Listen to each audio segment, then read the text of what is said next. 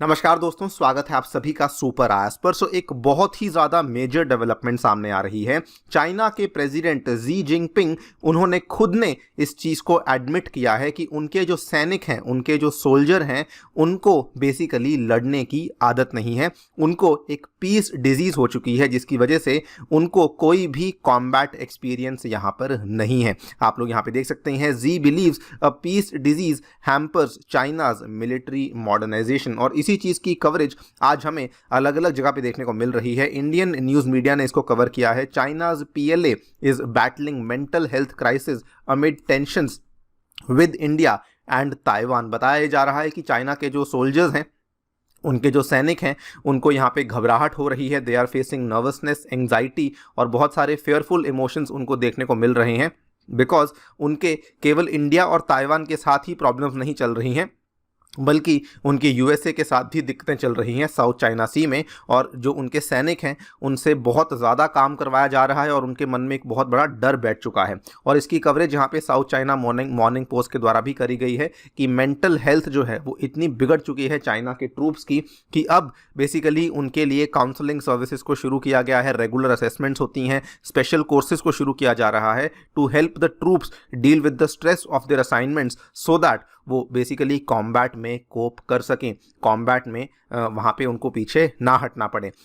Discuss करेंगे इसी चीज़ के बारे में कि what are the various reasons जिसकी वजह से चाइना के ट्रूप्स को आज ये सब दिक्कतें देखनी पड़ रही हैं। एंड ऑल्सो ये भी समझेंगे कि इसकी तुलना में जो इंडिया के ट्रूप्स हैं, जो इंडिया की आर्मी है, वो किस तरीके से अपनी ट्रूप्स को साइकोलॉजिकली और फिजिकली एक्टिव रखने के लिए कई सारे कदम लेती है। आइए शुरू करते हैं दोस्तों मेरे साथ। मेरा नाम है अनिरुद्ध। यदि आप लोग इस लेक्चर की पीडीएफ को डाउनलोड करना चाहते हैं तो यहाँ पर दिए गए टेलीग्राम चैनल के माध्यम से ऐसा कर सकते हैं।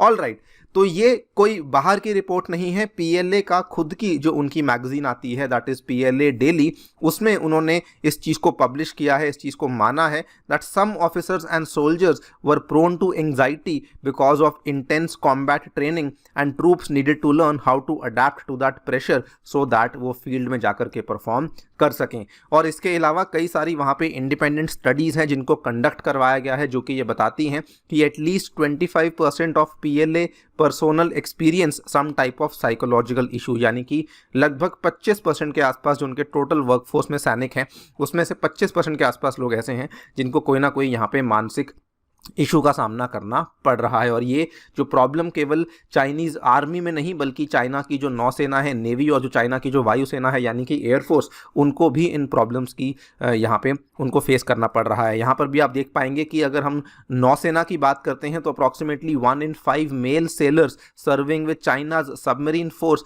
Had been facing mental health issues. और बल्कि एक और स्टडी सामने आई है जो कि बताती है that for the last month जो चाइनीज सोल्जर्स हैं, they were vulnerable to anxiety during rigorous combat training, यानी कि वो रिगरस कॉम्बैट ट्रेनिंग भी हैंडल नहीं कर पाते जब फील्ड में परफॉर्म करने की बात आती है, तो बल्कि और भी ज़्यादा दिक्कतें उनको महसूस होती हैं। क्या क्या कारण है इस पूरी की पूरी कहानी के पीछे? तो बेसिकली यहाँ पे 3-4 कारण सामने आते हैं। नंबर 1 कारण जो कि चाइना बहुत लंबे टाइम से फॉलो करता आ रहा था, that was the very very controversial one child policy जो कि चाइना ने फॉलो करी थी। और उसका एक बड़ा ही अच्छा उदाहरण आपके सामने पेश कर रहा हूँ। ये जो प्रॉब्लम है, ये चाइना लगभग पिछले 8-10 साल से फॉलो करता आ रहा है। क्योंकि उन्होंने वन चाइल्ड पॉलिसी को फॉलो किया तो जो पेरेंट्स थे उनके पास एक ही बच्चा होता था, और जब एक ही बच्चा होता था तो ऑब्वियसली उसको बहुत ज़्यादा पैम्पर किया जाता था। लेकिन अब उतना पैम्पर्ड बच्चा जब उसको मिलिट्री में आके डिसिप्लिन फॉलो करना पड़ता था तो वो उतने अच्छे से डिसिप्लिन फॉलो नहीं कर पाता था। यहाँ पर एक आर्मी ट्रूप के ही, चाइनीज़ आर्मी ट्रूप का ही स्टेटमेंट है जो कि आपके सामने शेयर कर रहा हूँ। उस बंदे ने कहा that I was a spoiled boy as I am an only child in my first year in the army after a hard day's training. मैं अपने ब्लैंकेट के अंदर छुप जाता था और रोज रात को रोता था बिकॉज आई मिस्ड होम, और मैं अपनी गर्लफ्रेंड को भी काफ़ी मिस करता था। केवल इतना ही नहीं, इसमें और भी कई सारी प्रॉब्लम्स थी। बिकॉज वन चाइल्ड पॉलिसी आपने फॉलो करी तो इवेंचुअली जो चाइना में यंगर पॉपुलेशन थी वो काफ़ी डिक्लाइन करने लग गई। अब यंगर पॉपुलेशन डिक्लाइन करेगी तो ऑब्वियसली फिर आगे जा करके आपको मिलिट्री में उतनी यंगर पॉपुलेशन देखने को नहीं मिलेगी। और ये overall this was one major reason जिसके चलते साइकोलॉजिकली जो चाइना के सोल्जर्स हैं वो उतना स्ट्रांग कभी नहीं हो पाए। इसके अलावा यहाँ पर ये भी माना जाता है कि जो चाइना में जो उनको इतनी वीकनेस महसूस हो रही है सोल्जर्स को, वो इसलिए भी है बिकॉज उनकी जो आर्मी है वो असल में उतनी एक्सपीरियंस्ड आर्मी नहीं है। They are not expose to real battle conditions unlike the Indian soldiers, और ये बात बिल्कुल सही भी है।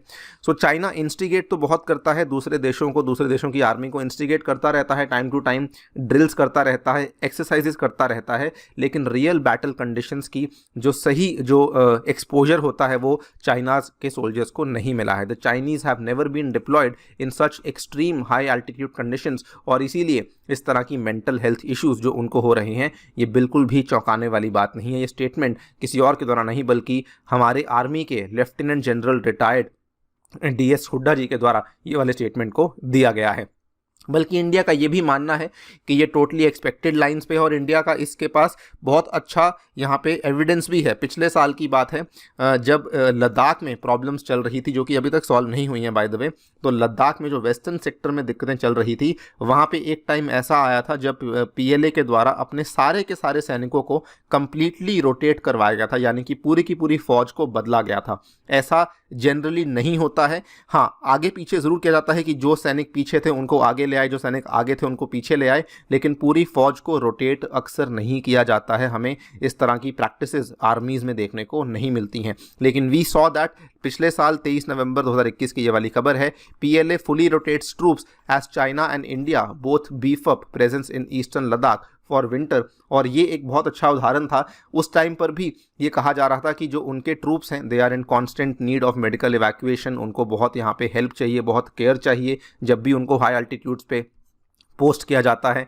इनफैक्ट यहाँ पर एक इंडिया के सोर्स हैं, उनका ये कहना है कि हमारे मूल्यांकन के हिसाब से, हमारे असेसमेंट के हिसाब से the Chinese were forced to do a faster rotation of troops because the soldiers could not stand long deployment in such extreme conditions. और इंडिया के केस में ऐसा बिल्कुल भी नहीं होता है, और यहाँ पर ये होना ऑलमोस्ट काफ़ी हद तक तय भी था, बिकॉज अगेन बात वही आ जाती है कि उनकी जो मिलिट्री है वो इतनी एक्सपीरियंस नहीं है। चाइना ने क्या किया कि अपनी मिलिट्री को बहुत तेज़ी से मॉडर्नाइज करने की कोशिश करी, दुनिया की सबसे बड़ी स्टैंडिंग आर्मी बनाने की कोशिश करी, लेकिन प्रॉब्लम ये आती है कि एक्सपीरियंस लैक करते हैं, जिसकी वजह से वो इफेक्टिवली फील्ड में जाकर के उतना सही तरीके से परफॉर्म नहीं कर पाते हैं।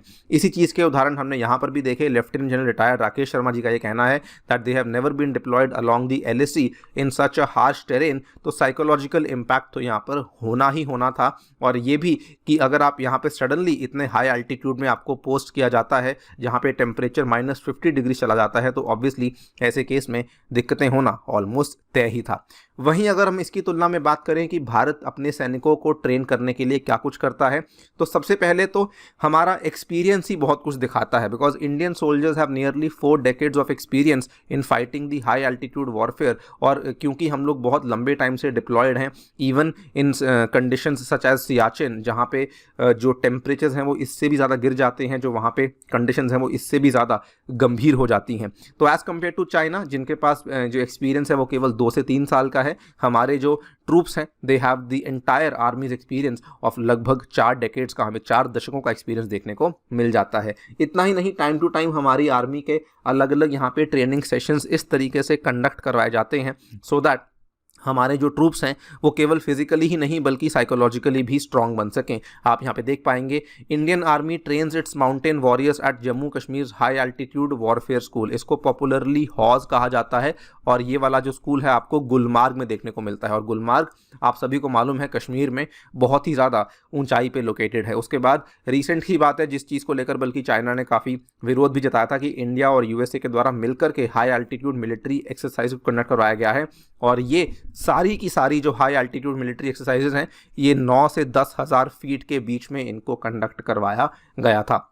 उसके अलावा भी हम लोग कई सारी एक्सरसाइज, फॉर एग्जांपल यहाँ पर रिसेंटली हमने हाई एल्टीट्यूड हेलीकॉप्टर ट्रेनिंग को कंडक्ट किया था। ये पिछले साल दिसंबर की बात है, इसकी फोटोग्राफ्स भी आप लोग यहाँ पे देख सकते हैं। ये वाली ट्रेनिंग सेशन भी इंडिया के द्वारा ही कंडक्ट करवाया गया था। नॉट जस्ट फिजिकल ट्रेनिंग बल्कि हमारी इंडियन आर्मी सोल्जर्स जो कि कश्मीर में डिप्लॉयड हैं उनके लिए आर्मी के द्वारा मैंडेटरी साइकोलॉजिकल ट्रेनिंग को भी निर्धारित किया गया है कि आपको अगर कश्मीर में डिप्लॉयमेंट होनी है तो उस केस में आपको मैंडेटरी साइकोलॉजिकल ट्रेनिंग के थ्रू भी यहाँ पर गुजरना अनिवार्य हो जाता है। तो देयर आर वेरियस स्टेप्स जो कि इंडियन आर्मी लेती है in order to make sure कि हमारा जो सोल्जर है वो केवल फिजिकली ही नहीं बल्कि साइकोलॉजिकली भी स्ट्रांग हो सके, बिकॉज उसको मालूम है कि हमारे दोनों साइड ही जो हमारे नेबर्स हैं, जो हमारे पड़ोसी देश हैं, वो डेफिनेटली उनके साथ हमारे रिलेशंस बहुत अच्छे नहीं हैं। So yes, we can ultimately say कि क्लियरली चाइनीज सोल्जर्स जो हैं उनको काफ़ी मुश्किलें यहाँ पे सामना करना पड़ रहा है at very very heavy altitudes. And however ये काफ़ी स्ट्रेंज है कि इवन दो चाइना की जो आर्मी है वो दुनिया की सबसे लार्जेस्ट स्टैंडिंग आर्मी है,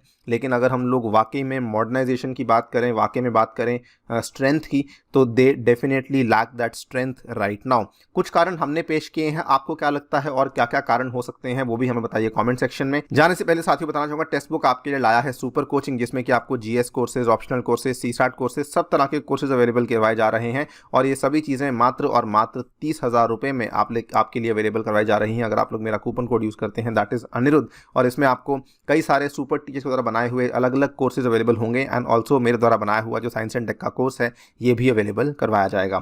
thank you so much for listening, stay tuned and stay safe.